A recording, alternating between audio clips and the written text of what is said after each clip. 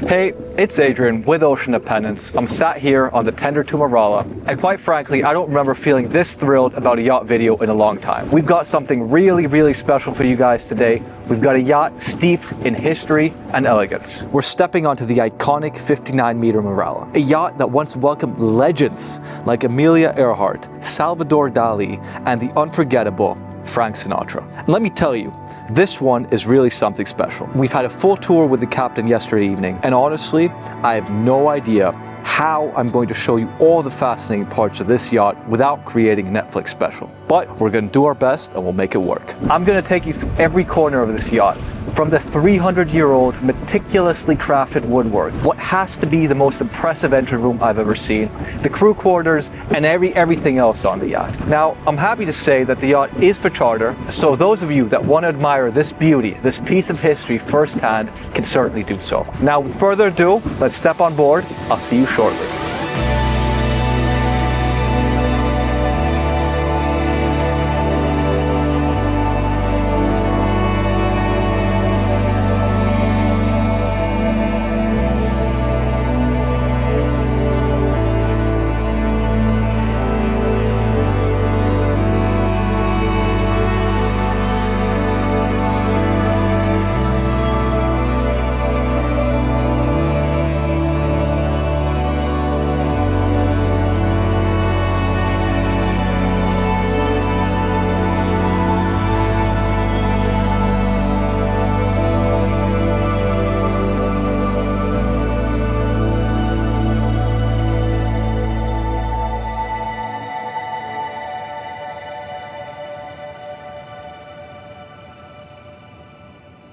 So we're here on the bow, all but ready to start today's tour.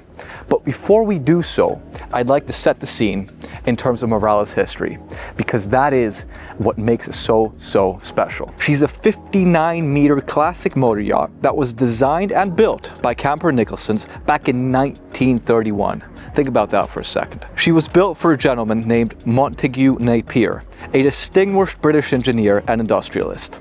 Now, sadly, Mr. Napier passed away before her completion, leaving her simply as hull number 388. She was in fact the only Camper Nicholsons yacht ever launched without a proper name. Now, shortly after she was launched, she was bought by aviation pioneer Sir Richard Ferry, who christened her Evadne. Then in 1932, MARALA played a significant role in aviation history. She transported Amelia Earhart to Cherbourg following Amelia's groundbreaking, for the time, transatlantic flight. During World War II, she was requisitioned by the Royal Navy, serving as HMS Evadne, and she did convoy work and crucial anti-submarine operation as a guardship in Bermuda and Gibraltar. In fact, believe it or not, she even disabled a German U-boat, U-300, in 1945. As well as countless other stories which I simply can't fit into this video, but believe me, this boat is absolutely steeped in history.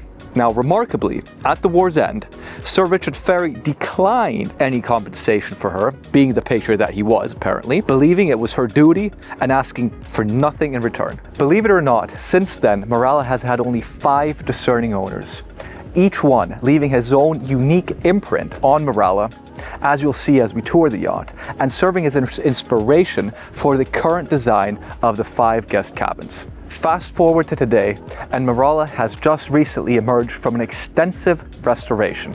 What began as a minor refit evolved into a comprehensive rebuild. Structural work in Malta involved replacing significant sections of the steel hull and reconditioning her original, and I repeat, her original 1930 twin MAN diesel engines, which we'll be showing you shortly. Now, she was then transported to the Pendennis shipyard in the UK for a complete and utter transformation. The result is absolutely breathtaking. It is a step back in time to the epitome of Art Deco style and sophistication. She has been painstakingly restored to her former glory. I'll be sharing more of MARALA's history as we walk through the yacht.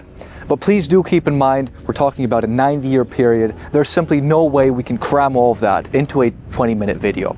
So if you're curious, you'll need to come on board. But for now, and with that historical backdrop in place, let's commence the tour. Please join me on the main deck aft.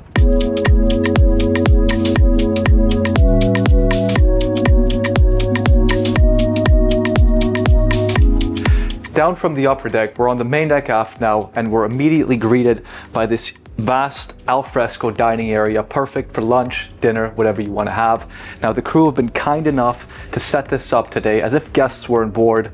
And I've got to say, I've got to just throw this in. The crew have been incredibly attentive and very, very accommodating. And so it comes as no surprise that MARALA gets many, many return charter clients year after year. Now it's out here that you start to get a feeling of the incredible woodwork, the classical elements that have been preserved on MARALA. There's a truly expansive space for enjoying lunch, dinner, anything really, a snack. Considerably larger than the aft decks you often find on modern yachts. Captain was actually telling me they've got, over 20 coats of varnish on here, and the wood is perfectly varnished everywhere, so I've yet to see an imperfection. Above the table here, we've got this beautiful light fixture. You'll see something similar in the interior. It really evokes that Art Deco feeling.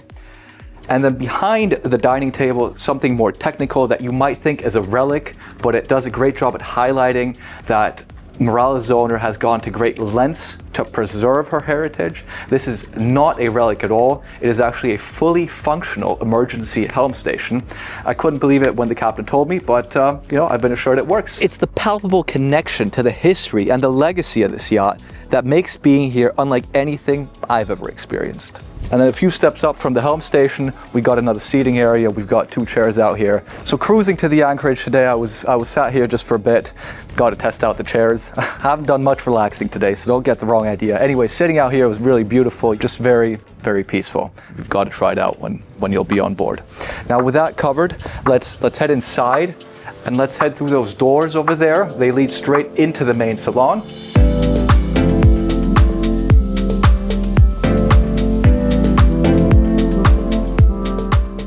Entering the main salon, we're now fully immersed in Art Deco sophistication.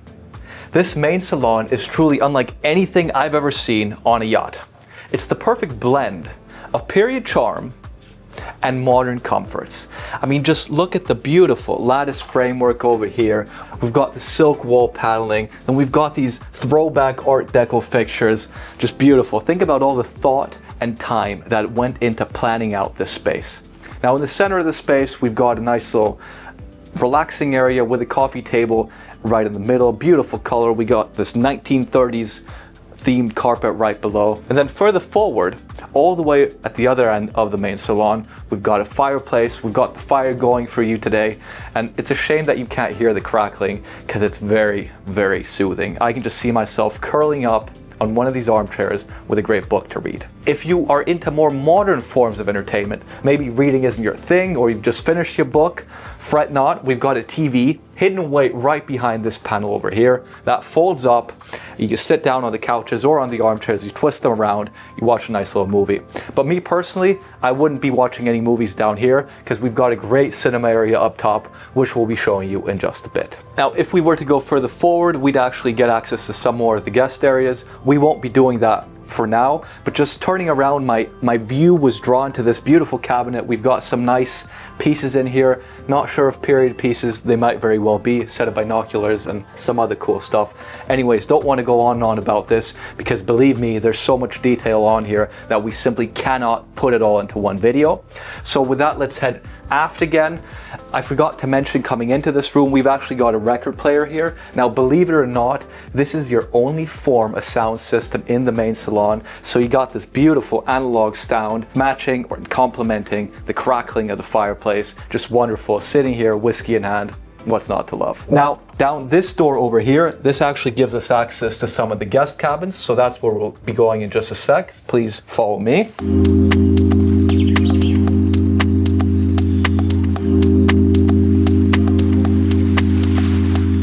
As with most things on MARALA, guest accommodation is just done a tad bit different than on more modern yachts. We've got the huge engine room midships. And so what the designers have cleverly done, they split up guest accommodation into 3 distinct areas.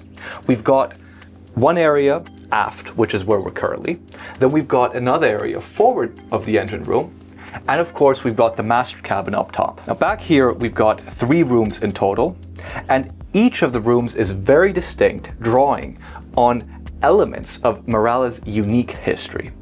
Opposite me, we've got the 388 room, named after, or which is, as you may recall, named after her original hull number. It features waxed linen wall panels and even a 1930s patterned carpet, the likes of which you won't find at a store nowadays, evoking the yacht's early days. To port, we've got the Savoy room, which honors Princess Maria Gabriella of Savoy, the last owner's wife and daughter, think of that, of the last king of Italy. It incorporates touches of Savoy blue and elegant design elements, fitting of a queen. And then behind me, so further forward, we've got the Zappala room. The Zappala cabin is clad with 66 individually dyed goat skins. Now, I don't know why they've gone for goat skins, but I quite like the look and texture. They're rich and deep red.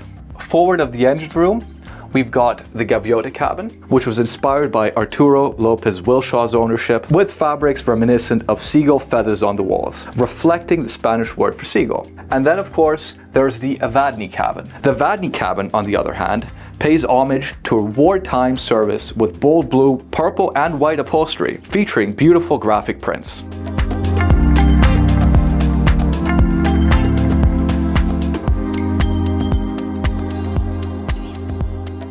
And with that, let's head back up and see the rest of the ship.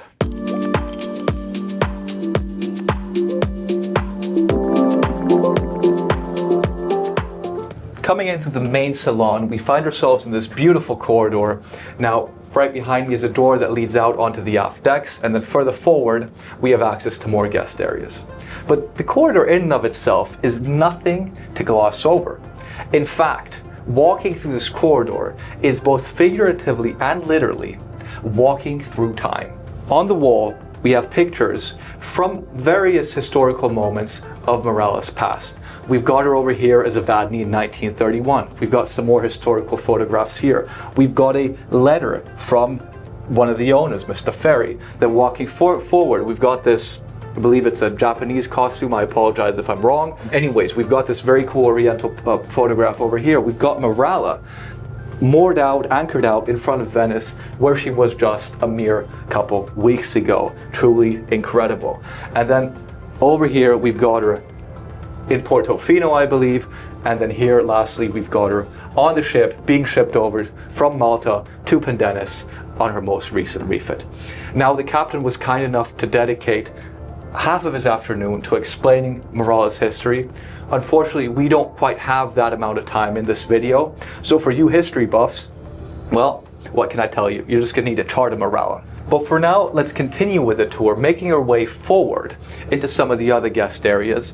In fact, we've got the owner's study right around the corner. The room, just like all the other rooms, is packed with fascinating details that I'm not gonna go too much into because there simply isn't enough time, but it's certainly not a cramped or uninspiring workspace. In fact, I'd love working here.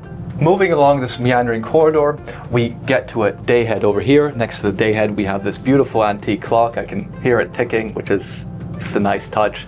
And then further forward, we have access to the formal dining area. And then just up these stairs, where we'll go next, is actually where the master cabin is.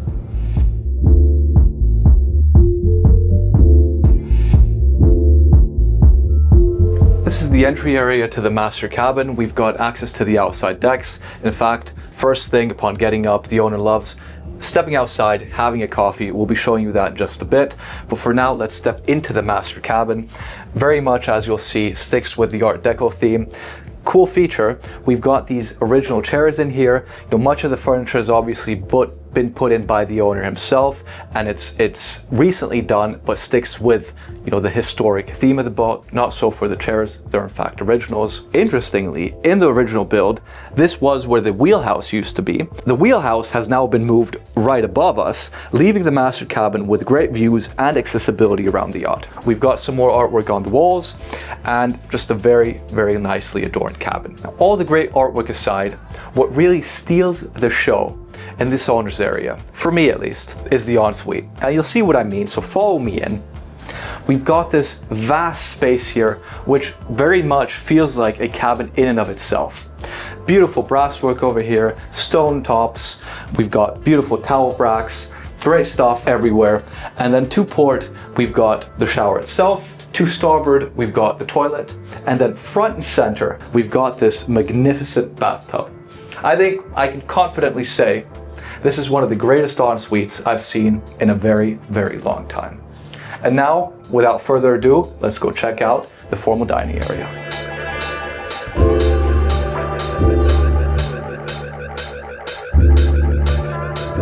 Now, back on the main deck, we've got crew access from the outside here. We've got this beautiful painting, older than the yacht itself, 1871 Royal Yacht Club. Then down here, this is actually access to the guest accommodation that is forward of the engine room. Next to the guest accommodation access, we've got a storage room over here. And then, of course, the formal dining area with seating for up to 12 guests. The consistent use of wood elements continues here with the flooring, wall paneling, and the table and chairs. Now, interestingly, during the yacht's refit, when the carpets were removed, what they discovered beneath the carpets is quite incredible. These are Douglas fir floorboards that were already 300 years old at the time of her launch, making them almost 400 years old at present day. Now, great care was taken to restore them, preserving the original flooring and keeping some of the original texture. Now, I've wondered why this room feels so much more formal than the formal dining areas I've seen on some other yachts. And I think for me, the main reason is the heavy use of wood paneling that you've seen throughout the yacht. But in this room in particular, it just adds something, you know, and hopefully that will come across on camera. And speaking about wood, all the joinery, so these elements over here, they've actually been replaced throughout the years. And I've been told that all of the joinery comes from only 2 American oak trees. These must have been pretty big trees. Now, walking around this dining table, you'll notice the beautiful paintings over here. I mean, I don't know how this was made, but I assume it was somebody with a brush painted it on here. Beautiful stuff. Then we've got these ornamental light fixtures, very much Art Deco, very, very beautiful. Got some more art fixtures here. We got some clockwork over there. And this brings us to the other side of the formal dining area. Another cool thing to point out here are these portholes. Now, generally you might find floor to ceiling windows here on more modern builds. I think these portholes perfectly complement the kind of yacht that MARALA is. They're very classical. And another caveat here for you history buffs, these portholes, they feel very solid, I can assure you of that, but they were actually made by Roby Limited, which is the same company that made the portholes on Titanic, believe it or not. So, pretty cool detail, I find. Another interesting feature is this table, in fact, or rather what's hidden beneath the table. Now, with the way that classical yachts are built, there's a bit of shear. So what this means is that the decks actually slightly slope, they're curved, and you can feel that as you're walking along. Now, if you were to put any old table in here, it'd be wobbly, you know, it'd be slightly tilted, your food would be going all over. So what they've done here is they've adjusted the length of the table legs, making sure that this table is nice and solid and stable. You know, and this just goes to show that there's certain intricacies and complications that you gotta account for when designing furniture for classical yachts, something that's certainly not gonna be the case on a more modern build. It's a wonderful area to share stories and dine in privacy in the very place that Frank Sinatra once did. And, you know, what do you know? Perhaps he even sang a song or two in here. While I think this table is pretty fancy looking, what would a table be without food? Not much really. And same goes for charters. What makes or breaks a charter experience is the food. And the galley, of course, is where all the culinary magic happens. Although 1930s style galley would be interesting to tour, the galley has in fact been completely modernized. We've got state-of-the-art equipment down there, and we've got 2 chefs preparing memorable meals, well, hopefully memorable meals for the guests. To complement the great food, you need great service, and MARALA in fact has 18 crew on board. Now, think about that figure for a second. Consider there's a capacity of 12 guests, we've got 18 crew. That makes for quite the impressive ratio. So rest assured, all your needs will be 100% catered to.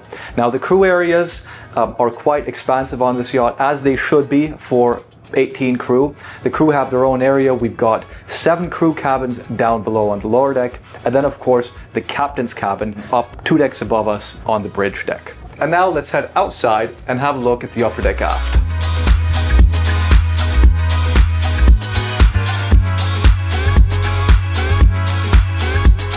Here we are on the upper deck aft, and to me, the upper deck is one of MARALA's USPs. Standing all the way aft, you can almost see all the way to the bow, which quite frankly, on a modern build, you're not going to get that. So truly an incredible vista. Now back here, we've got a little seating area to port, a little seating area to starboard. We've got 2 aperol's made. I wonder who the second one is for. One will be for me, if I get through the video on time, that is. Now, right forward, or rather opposite the seating area, we've got this copper-plated jacuzzi. Now, I've been told that the current owner had that put in. I love how he's put this wood paneling in place, which perfectly matches the yacht's wood paneling that you've seen throughout, hopefully. So even though it's a recent addition, it fits right in with the historical theme. Speaking about historical themes, I'd seen this earlier and I thought to myself, you know, what might this be? Probably a coaster. So I touched it and I lifted it and I realized it comes right off. And then sat beneath here is what I believe is the temperature control of the jacuzzi. And I pointed this out several times, but it just goes to show that hidden beneath the historic facade is all this technology and all the comforts that you might find on, you know, a state-of-the-art recent build. So very, very cool. Now, although I'd be very tempted to jump into the jacuzzi, maybe pop the champagne, won't do any of that. We got to keep moving. We've got a lot of ground still to cover. So we'll walk right forward. We've got a nice little shower, a cool little detail. You know, pull the chain here and water comes down. Past the shower, we've got another seating area. We've got some of the Savoy blue that you've seen in one of the cabins. We've got this beautiful carpet out here, another seating area in the back. So moving past this area, we have this interesting shelter over here. Now this is a feature that's been on here the same way, in the same fashion since the launch of MARALA. It's a great spot because it's very sheltered from the wind. So on a windy day, and today isn't even particularly windy, but it's still of great use. You're sat in here, it's very warm, very comfy. You still get the great views that you might get when you're out on the outer deck. An interesting detail to point out here is the telephone. It is one of, in fact, 23 refurbished 1930 US post office telephones found throughout the yacht. Now this is just one of the charming historical touches I absolutely adore, and don't be fooled by the looks of these telephones. They are absolutely state-of-the-art inside. The area out here is also referred to as the cinema area, as you could put up a projector screen over the entrance to the shelter, and then this transforms into an incredible outdoor cinema area under the stars at night, or perhaps under the full moon. A very, very cool space. I could certainly see myself sitting here. If you come up here at sunset, as the sun is setting, or at night, turn on these lights, it really adds to the ambience. Maybe you want to have some drinks, maybe you're throwing a massive party, channeling your inner Gatsby. Well, you're gonna need the drinks as well. That's where this huge chest comes into play.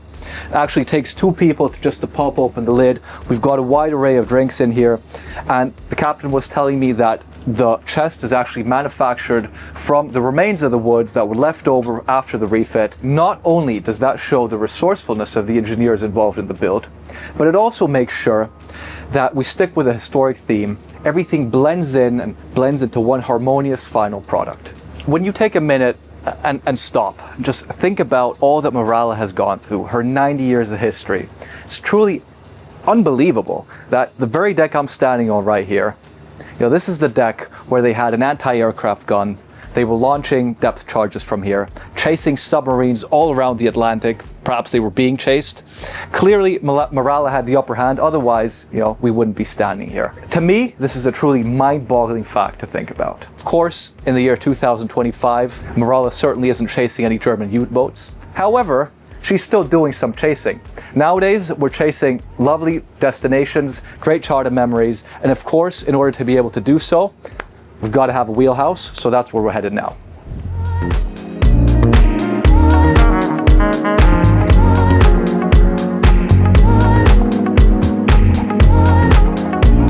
Now, the wheelhouse isn't necessarily something that comes to mind when you think of a charter video, but in MARALA's case, and with all the history up here, it's a spot that I feel cannot be missed. So this is where the yacht is steered from, as you'd expect from Wheelhouse, and usually where the captain has controls to the engines. That's not the case in MARALA. The power can only be controlled in the engine room, which is 3 floors below the wheelhouse, meaning that an incredible level of communication is needed to maneuver the yacht. Outside, we even have the old school telegraphs to communicate down to the engine rooms, which as with most other things on this yacht, are fully operational. However, the main communication is done through radio and this more modern telegraph. Now, of course, MARALA's Wheelhouse has been upgraded over the years. In fact, we've got all the state-of-the-art equipment on here, be it communication or navigation equipment, to ensure safe passage. These modern additions have been carefully integrated without compromising the historical integrity of the space, preserving the original charm and character of this vital command center. Now, one detail I would like to point out is this World War II clock, and that was actually gifted to MARALA by the UK Ministry of Defence, and believe it or not, it's still working to this day, just a testament to British craftsmanship. Now that's it for the Wheelhouse. And next, let's speak a bit about the performance, which of course comes from the engine room, a massive space 2 levels below. Stepping down, it's like entering a living museum of maritime technology. To start with, and what absolutely blew my mind, is that still to this day, there are no electrics used in the engine whatsoever. No starter batteries, no nothing. Instead, the twin 8-cylinder MAN diesel engines are started with compressed air powered through huge pressure compressed air tanks. Believe me, they truly are huge on either side. Now, important to note is that the engines on MARALA have never been taken off the ship, and they are in fact one of the oldest operational original engines around. This is a true testament to the maintenance and care and attention that's gone into keeping them going over the last 100 or almost 100 years. Beyond the main engines, you'll find a wealth of machinery showcasing the engineering prowess of the 1930s. I've really fallen in love with the song that these engines sing when you're underway. It just makes you feel like you're on a proper ship and part of something special, whilst at the same time not being too loud, too overbearing, or overpowering. During her wartime service, MARALA was apparently so quiet in the water that a captured U-boat captain actually complained about it, stating that her near silent approach made it difficult, if not impossible, for his crew to detect her, certainly contributing to their capture. Now, she cruises comfortably at 11 knots, offering a smooth and stable ride, ideal for exploration, island hopping, just simply cruising. Now, just bear with me for a few more technical details, which I thought were pretty fascinating, and if you have a knack for these sort of things, I think you will too. Given that the engines have no gearbox, they need to be brought to a full stop before they can be reversed. And then once halted, the camshaft is ever so slightly shifted over, reversing the direction the shaft turns in. A simple yet foolproof mechanism that has absolutely stood the test of time. This being said, maneuvering requires a great deal of skill and planning from the crew on board. If you stuck with us through all the technical details, you've almost made it to the end of the tour. Let's head back onto the bow and wrap things up.